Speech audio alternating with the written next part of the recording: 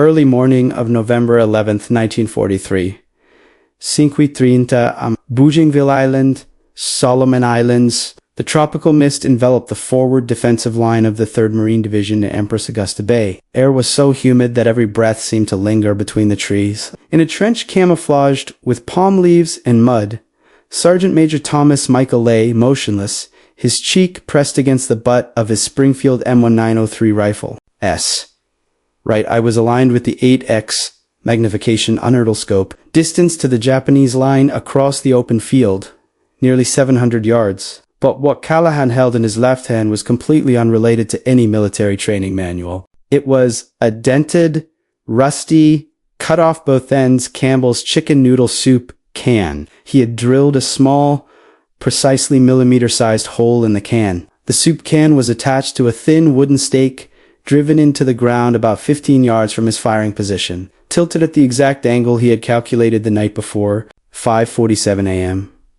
The sun had just risen above the forest horizon. A first ray of sunlight touched the polished metal surface of the soup can. For a moment, a blinding flash of light reflected across the clearing, through the mist, and directly towards a dense clump of palm leaves where Callahan believed the Japanese observation post was located. The light remained for exactly 2 seconds. Then, Callahan gently pushed the stake with his fingertip, just an inch. The light deflected at a distance of nearly 700 yards in a cleverly camouflaged sandbag bunker.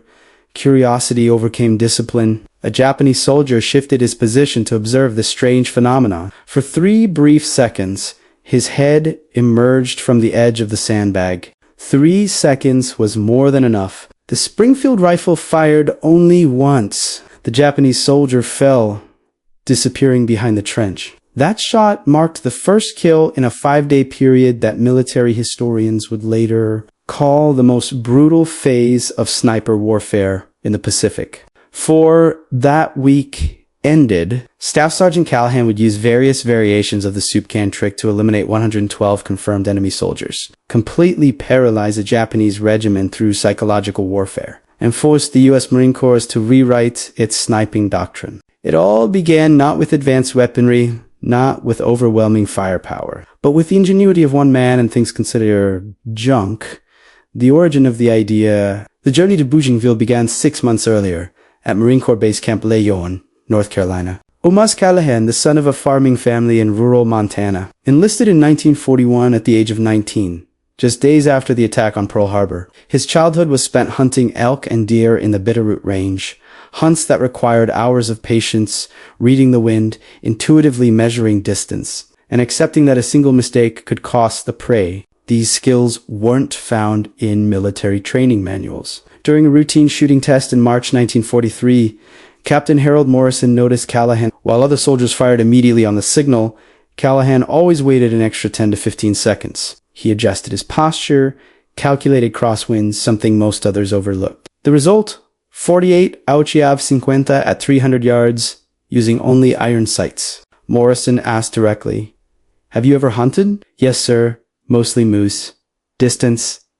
About 700 yards, with my father's rifle. No scope." 3 days later, Callahan received orders to report to the reconnaissance sniper school at Camp Pendleton. Morrison asked directly, "Have you ever hunted?" "Yes, sir. Mostly moose. Distance? About 700 yards, with my father's rifle. No scope." 3 days later, Callahan received orders to report to the reconnaissance sniper school at Camp Pendleton. A different mindset. The Marine Corps 1943 sniper program didn't focus on the number of shots, but on intelligence and psychological impact. Artillery Sergeant William Henderson, in charge of psychological warfare, always told the trainees, "Shooting is the last resort. Your job is to observe and report. But once you pull the trigger, you must make sure the survivor never forgets." Callahan excelled not because he was a better shooter, but because he thought like a hunter. In the approach exercises, trainees had to crawl within 200 yards of an instructor observing through binoculars.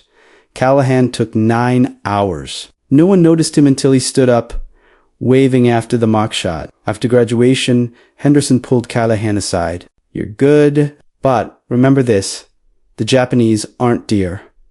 They learn very quickly. The longest living marksman isn't the best shooter, but the one who never repeats a shot." Callahan arrived in Bougainville in July 1943, assigned to the 2nd Battalion, 3rd Marine Division. The first few weeks were marked by sporadic skirmishes. The Japanese held out persistently, rarely engaging in direct combat, instead relying on snipers hidden deep in the jungle, firing accurately before disappearing. By early November, the American forces landed at Empress Augusta Bay.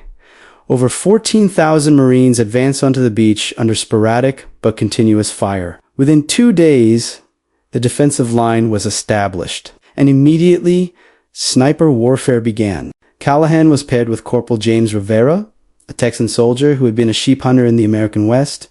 Rivera was quick, observant, and proficient with binoculars. The two worked well together on daytime reconnaissance missions. On November 8, 1943, during what seemed like a routine mission, tragedy struck. Rivera lay about 2 meters from Callahan, a strip of dense forest separating him from the Japanese lines. He raised his binoculars to pinpoint a suspicious location. The binoculars timed from the ground. Approximately 3 seconds. Just 3 seconds. A shot rang out, dry, clean, without echo. Rivera collapsed instantly. The bullet went straight through his head.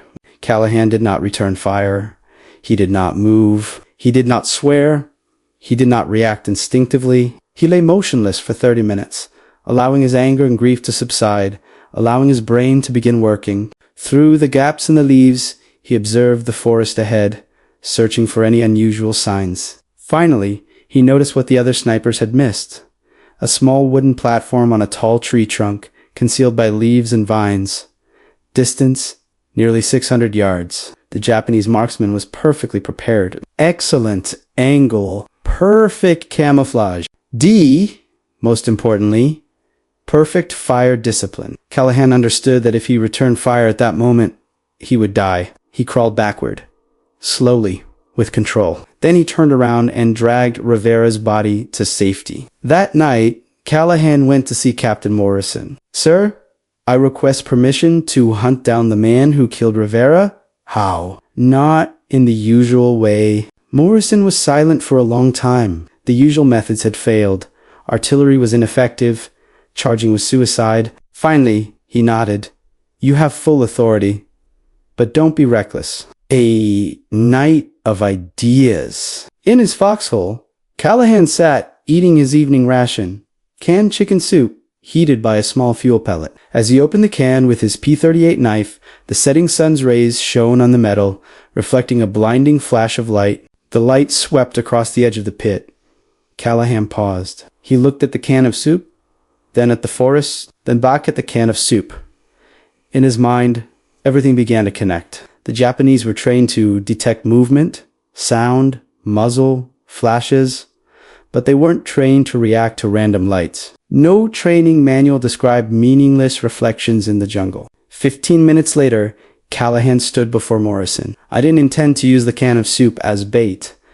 "Then what for?" "To create curiosity, to make them break through their camouflage." He explained, light wasn't a direct threat, but for a marksman or observer, any unusual signal could be intelligence. And as they tried to understand it, they had to move. Morrison thought for a long time, if you do it, you have to make it difficult enough to understand. There must be no pattern. He allowed Callahan to experiment, on the condition that he had for guards providing cover and only attacked opportunistic targets first. First experiment, November Navi Taga. Before dawn, Callahan crawled behind the front line, spending nearly 2 hours planting 5 soup cans on thin wooden stakes at different angles around an open field where the Japanese usually moved. Sietchcam was tilted differently. Each surface was deliberately dulled or polished. Some cans were perforated, others were left intact. 5:15 a.m. the sun rose. Callahan began. A flash of light, 3 seconds, then out. 30 seconds later, another flash from a different position. Silence. 20 minutes passed. Then a figure emerged from the edge of the woods. A Japanese soldier, half hidden, tried to pinpoint the source of the light. He believed the Americans were using signal mirrors for communication. He raised his binoculars. Callahan's shot from 480 yards struck him in the chest. The soldier fell. Immediately, Callahan retreated, moving 300 yards in another direction. The soup cans remained continuing to reflect random light. 30 minutes later, Japanese mortar fire rained down on Callahan's previous position. More than 50 shells landed in the clearing. That afternoon, Callahan improved his technique. He used mud to blur some surfaces. He drilled more small holes to split the light into narrow beams. He used crude ropes and pulleys to adjust the beam remotely. Attention from superiors. During the evening meeting at battalion headquarters, Lieutenant Colonel Mikhail Wu Bryan listened to the report with evident interest. We've identified at least 15 Japanese sniper positions in this area. They're killing 3 to 5 of our soldiers every day. If your technique is effective, we could turn the tide, O'Brien asked directly. How much do you think we can do? Callahan thought, if they are clever. November 10th, 1943, Callahan began his campaign not by firing, but by observing. Before dawn, he moved along the defensive line, identifying 7 potential firing positions. Each point had a different viewing angle, ranging from 400 to over 800 yards, enough to cover the routes the Japanese typically use for troop and resupply movements. Each position required a different Supkin configuration. Sana Nigo, wind direction, distance, coverage. Callahan memorized it all in his head. He carried no notebook. Writing it down on paper would only create more traces.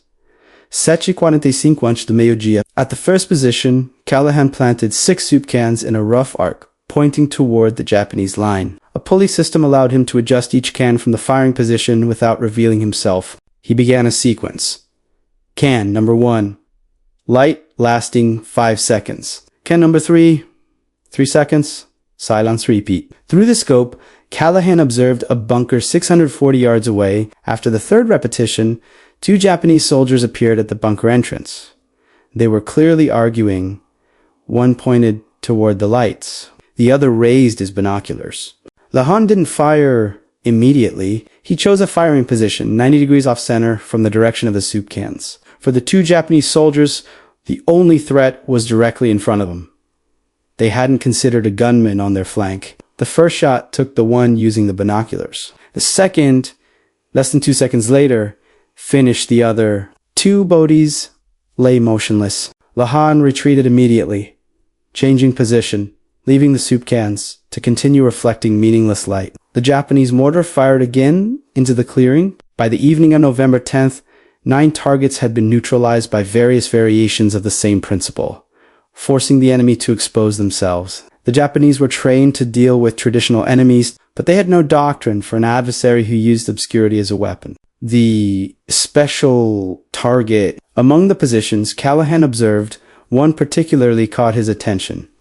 A large, ancient tree about 700 yards east of the American line. For several days, at least 6 American soldiers had been killed from that spot. The marksman there was unlike any others. He never fired twice from the same spot. He never revealed his position clearly. He always chose the perfect moment. Every attempt at counterfire failed. Callahan spent the entire day of November 10th observing that tree. He noticed something unusual, tiny, almost imperceptible movements in 3 different locations on the tree trunk. Sophisticated camouflage wooden platforms connected by concealed passageways. Each Japanese sniper had created a multi-point sniper position on the same tree. Callahan understood that the usual trick wouldn't work. This sniper was too experienced to risk a strange light. He needed something that couldn't be overlooked. Command Post Gamble. Callahan considered the Japanese sniper's second role, intelligence gathering. They didn't just shoot. They took notes. They reported. They monitored the command post, the lines of communication, the movements of officers. If a Japanese sniper spotted an American forward command post using light signals for communication, he would be forced to observe. Callahan called the plan the Command Post Gamble. He requested the security team to cooperate. They carried radios, maps, and document bags. Their movements were purposeful, unhurried, and stealthy.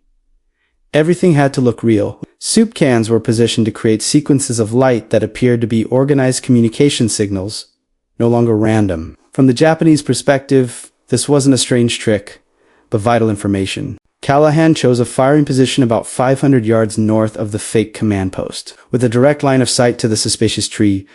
Navi 30 the show began. The guards moved, stopped, pointed, and pretended to exchange orders. Reflected light appeared in a steady rhythm, not too fast, not too slow. On our past, nothing. 11 y 15. A branch on the ancient tree trunk shifted slightly, not from the wind. Callahan sensed it immediately. His hunting experience from his youth made him aware of the living movement. He scanned the scope centimeter by centimeter. 11-23. A small gap appeared in the foliage, less than 40 centimeters wide. Inside, the darkness thickened. Someone had just stepped into position. Callahan adjusted his sights. Distance, 712 yards. Wind, about 8 miles per hour from southeast. Wind compensation, 60 centimeters to the right. Drop, nearly 80 centimeters. 11-20-17. The barrel of the Japanese rifle protruded from the foliage, only a few centimeters of steel, but enough. Callahan didn't fire immediately. He waited for the moment the opponent was completely focused on another target. When the barrel stabilized, Callahan pulled the trigger. The bullet flew for nearly 2 seconds through the humid air. It went exactly where he had calculated. Through the scope, Callahan saw the barrel fall. Then a body struck the wooden platforms, fell from the canopy, and crashed onto the forest floor. The hunt was over. The search team later discovered in the sniper's cell advanced observation equipment, detailed maps and logs recording 53 American casualties over 3 months. The slain sniper was a corporal. Morning of November 12, 1943, Callahan understood one thing clearly. When the enemy ceased reacting, it wasn't a failure, it was a sign that the tactics had struck the right nerve. But war doesn't allow for stillness. If the Japanese were no longer investigating individual flashes of light, then the light had to be too important to ignore. Instead of 5 or 6 cans, as before, Callahan deployed 8 cans of soup. They were no longer operating individually. He arranged them into a signal network, spread across multiple American positions, enough to suggest a developing operation. No longer random flashes of light. Now, it was a simulation of tactical communication. From the Japanese perspective, these strings of light carried a dangerous message. The Americans were preparing to move a large force, and with intelligence, there was no room for error. A forced response. By midday, Japanese reconnaissance teams began to appear, no longer lone soldiers. Now teams of 2 or 3, moving cautiously, trying to pinpoint the source of the signal. Each time they did so, Callahan was in a different position. Each time they observed, they exposed themselves. By the end of November 12th, 16 targets had been eliminated. Among them were observers, liaison officers, and reconnaissance soldiers, people far more important than regular infantry. On the other side, Major Tishio Yamamoto, commander of the Japanese battalion, opposite Callahan's area of operation, began to lose patience. His battlefield diary, later seized, recorded his bewilderment. The enemy is using an unprecedented signaling method. The reconnaissance teams are constantly suffering casualties. It is impossible to determine whether the signal is real or a diversion. Soldiers' morale is declining. November 13th, the first climax. Callahan didn't stop. He continued to refine his work. He created different scenarios using light, signals suggesting coordinated patrols, a series of flashes resembling artillery adjustments, simulations of forward observation. Each scenario targeted a different tactical fear of the Japanese. Results exceeded expectations. On November 13th alone, 27 targets were neutralized. The Japanese were forced to deploy officers to the front lines to directly monitor the situation. And that was a fatal mistake. The presence of officers meant to value targets. A captured Japanese soldier's diary recorded, "Lights appeared out of nowhere. Anyone who investigated died. Officers forbade approach, but intelligence was forced to act. I couldn't believe my eyes." Fear spread faster than bullets. November 14th peak. This was Callahan's most effective day. He and his guard operated so smoothly that verbal communication was almost unnecessary. The soup cans now exceeded 20, strategically placed throughout the area. The lights were no longer a gimmick. They became a complete tactical deception. 30 Policial Militar. Callahan deployed his biggest diversion, a light signal indicating an impending attack. The Japanese believed that if they didn't react, the entire defensive line could collapse. They moved Moving meant revealing themselves. Within 90 minutes, Callahan and his guards shot down 11 targets, including 2 officers. Their deaths created a command vacuum that threw the entire defensive area into chaos. By the evening of November 14th, the total number of targets eliminated in the operation had exceeded 90. The superior's decision. That evening, Lieutenant Colonel O'Brien summoned Callahan. Your 5-day deadline will end tomorrow. Currently, we have recorded 103 targets eliminated, 89 of which have been independently verified. O'Brien looked directly at Callahan. This is not just effectiveness. This is a doctrinal breakthrough. He division wants a detailed report. They are considering applying this method widely. Callahan replied calmly. Sir, the can of soup isn't the key. The key is understanding what the enemy cannot ignore. When forced to choose between information blindness and death, they will lose. Early morning of November 15th, 1943, the sky over Bougainville was covered in low clouds. Not a single ray of sunlight penetrated the forest canopy. To anyone else, this would mean the operation had to stop. To Callahan, it was just a new variable. He had anticipated this situation 4 days before. While perfecting the soup configurations, Callahan had been quietly preparing a contingency plan. If light was no longer a tool, then the only thing left to exploit was sound. The Japanese were trained to be extremely sensitive to sound. Any unusual sound in the forest, metal clashing, gravel rolling, ropes being dragged could suggest troop movements, patrols, or preparations for an attack. Just like light, sound had to be investigated.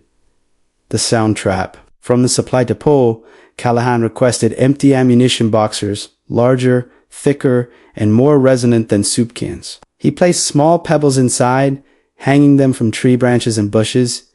Using a crude pull cord, he could remotely trigger sounds, not continuous sounds, not random sounds, but deliberate sequences of sounds like soldiers moving, adjusting equipment, or operating machinery. 8:30 Callahan pulled the first cord, a faint metallic rattling in the damp forest. Then silence. A few minutes later, another sequence from a different direction. Soon after, figures began to appear. The Japanese teams advanced to investigate cautiously. Guns at the ready. They no longer had the curiosity of the early days. Now there was anxiety and tension, and it was that tension that led them to make mistakes. By the morning of November 15th, 9 more targets had been eliminated by the sound traps. The final shot. 3:45 policial militar. A Japanese officer appeared, moving between defensive positions to assess the situation. Map in hand. Minimal escort. He couldn't delay any longer. The defensive line was in disarray. Callahan had been waiting for this moment. He activated 2 directional sound traps, forcing the escorting soldiers to scatter to check. For a few brief seconds, the officer stood semi-exposed, bent over the map.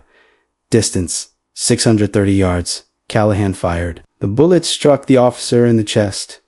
The officer fell. No effective counterfire. That was the final shot of the operation. K. Techukien, Emingay 16, Nguyen, Emingay Sauki, ND, 7B, TU, Callahan Hut Keyet, ETN2. NKTQ, Q e C, NG. 112M, Setiel B, Lu, IKET, I, NI, 97TR, NGH, P, Sechakmin, CLP, Trong, 57 Lalin B, NT, A, Trinsat, Vien, ou CTN, L, C19 lá, S, Quen C, Pecal ou CHS Quen. Baucal T, I Bauingay 16 Chang 11K, Telu, N, Trung S, Callahan, Hans, D, NGCAC, T, T, B, M, I, N, T, CIEC, Bu, CK, CX, L, D, NVO, RAI, UOKEC, N, NG Trins, SAT vai CIEC, UIC, Achung. The effect far exceeded any conventional counter-sniper method. The psychological impact was severe. Immediate documentation, dissemination, and training are recommended. On the other side of the front line, Meiji Yamamoto's last diary entry before his death 3 days later read, American snipers are like demons. The light and sound lead our soldiers to their deaths. Officers fear exposure. Scouts refuse missions. The defensive line cannot be held in this state. The Japanese were placed in a dilemma: investigate and die. Do not investigate and be kept completely uninformed. Both would lead to defeat. November 16th, 1943. As the sun rose over Bougainville, the forest returned to its familiar silence. No more unusual flashes of lightning, no more metallic clanging in the trees, but for the Japanese, that silence brought no peace. Their front lines had lost the most important thing in jungle warfare: faith in observation and reaction. Every light, every sound could now be the final trap. The 5-day operation was over, but the psychological aftershocks were not. Inmediate consequences. American intelligence reports the following week showed a marked change. Japanese reconnaissance activity decreased sharply. Patrol teams only ventured out when necessary, and rarely moved deep into open forest areas. Eye-level officers avoided appearing on the front lines, instead commanding from afar, a significant disadvantage in conditions of poor communication. One American officer noted, "The enemy reacts more slowly. Positions change less. There is no longer the feeling of being constantly watched as before." Mid-level officers avoided appearing on the front lines, instead commanding from afar, a significant disadvantage in conditions of poor communication. One American officer noted, "The enemy reacts more slowly. Positions change less. There is no longer the feeling of being constantly watched as before." Is created tactical vacuum, allowing American infantry to consolidate their positions, move supplies, and prepare for subsequent attacks with fewer losses. Special report: in late November 1943, Callahan was called back to the rear for a closed-door meeting.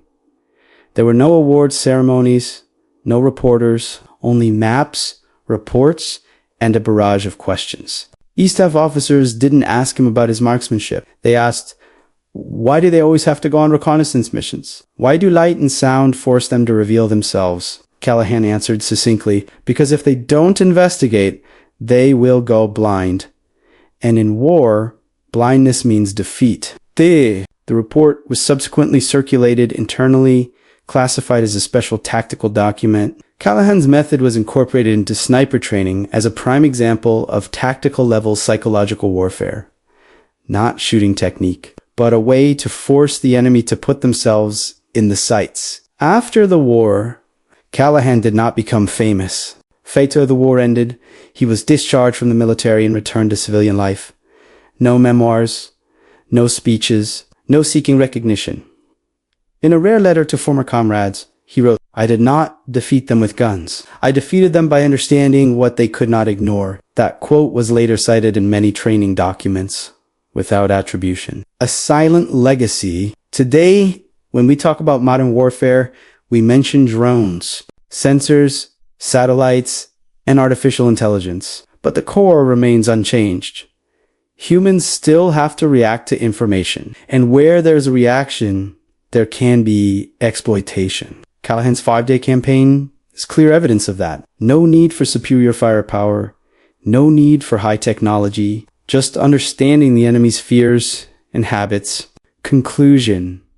In the Bougainville jungle in 1943, a sharpshooter proved that war is not always about who shoots faster, but about who forces the enemy to reveal themselves first. The tiny lights from empty soup cans, the faint metallic clang in the trees, they not only led to accurate shots, but also to the collapse of trust, the most invisible yet deadly weapon in war.